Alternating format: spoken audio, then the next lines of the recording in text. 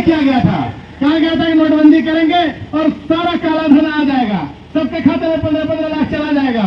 यहाँ बैठी हुई माताओं से पूछिए जो 500 रुपए का नोट, 1000 रुपए का नोट एक रखती थी, दो रखती थी छुपा के अपने पति से, उनको शर्मिंदगी उठानी पड़ी उस नोटबंदी में, जिसको पवली का पैसा कहते हैं, पवली कहते हैं ना, उस पैसे को इस सरकार ने निकलवा लिया। किस तरह से आपके पॉकेट में सरकार हाथ देती है उसका यह एक उदाहरण है। हमारी तमाम माताएं उस पैसे को निकालने को विवश हुई।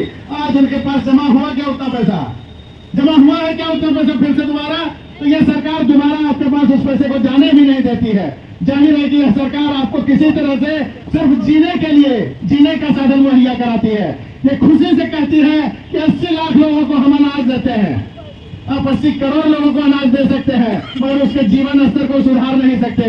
जिस मनमोहन सिंह की सरकार में आपकी थाली में दाल चावल रोटी सब्जी चटनी भी हुआ करता था, वो एक एक करके चटनी गायब हुआ, पहले फिर सब्जी गायब हुआ, अब दाल गायब है, फिर से वापस हम लोग पुरानी अवस्था में आ गए हैं कि नहीं, आ रहे हैं कि नहीं?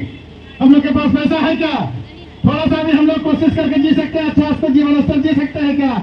हम आज यहाँ जरूर चले आए हैं अपने पैसे से, अपने खर्चे से, पार्टी का काम करना है चले आते हैं, लेकिन क्या यह करने के लिए हम लोग मजबूर नहीं हो गए हैं? क्या अपने पार्टी का काम भी करने के लिए सोचना पड़ता है? कितनी दूर जाना है, कैसे जाएंगे, क्या करेंगे? आप लोग को बुलाने से पहले सोचना पड़ता है कि हमारे भाई लोग जो आएंगे तो उनका साधन का खर्चा उनका कहाँ से होगा?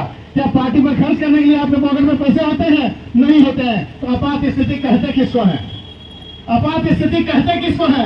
और यह सरकार हमेशा लगातार जब से सत्ता में आई है, सत्ता में आने का कारण ही इसका रहा कि ये आरोप लगा के सत्ता में आई। क्या आरोप लगाई? 2G घोटाला, 3G घोटाला और तरह तरह का आरोप लगा के सत्ता में आई। एक भी आरोप आज तक पूरा हुआ है क्या? और सत्ता में आने के बाद केवल और केवल घोटाले को अंजाम देने में लगी रही। इनका पैसा गंगा नमामि योजना में लगता है। सबसे महत्वपूर्ण योजना इनकी कौन है? गंगा नमामि योजना। उसमें पैसे पानी की तरह बहाए गए। क्या सफाई हो गई गंगा की? तो ऐसे राजनीति का उदाहरण है ये भाजपा। जब जब ये सत्ता में आती है गरीब और गरीब होता जाता है और अदानी जैसे अमीर 600 नंबर से दूसरे नंबर के दुनिया के अमीर बन जाते हैं। ये सिर्फ और सिर्फ उनके लिए काम करने वाली सरकार है। इससे बचने की जरूरत है। हमको आवश्यकता आज इस बात की है कि इस बात को हम समझें और अपने लोगों को समझाएं, अपने लोगों तक इस बात को पहुंचाएं कि कांग्रेस पार्टी आज भी आपके लिए ये सवाल उठाती है, आपके लिए ये धरना प्रदर्शन करती है।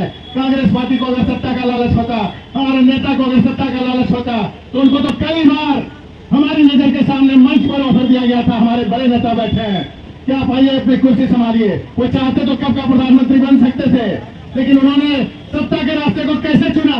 उन्होंने कहा कि नहीं, मैं मिट्टी कंधे पर ढोऊंगा। तो ढोता है क्या मिट्टी कंधे पे आज के तारीख में? राहुल जी ने इसलिए ढोया कि लोग समझ सके कि हमारी महत्वपूर्ण योजना क्या है।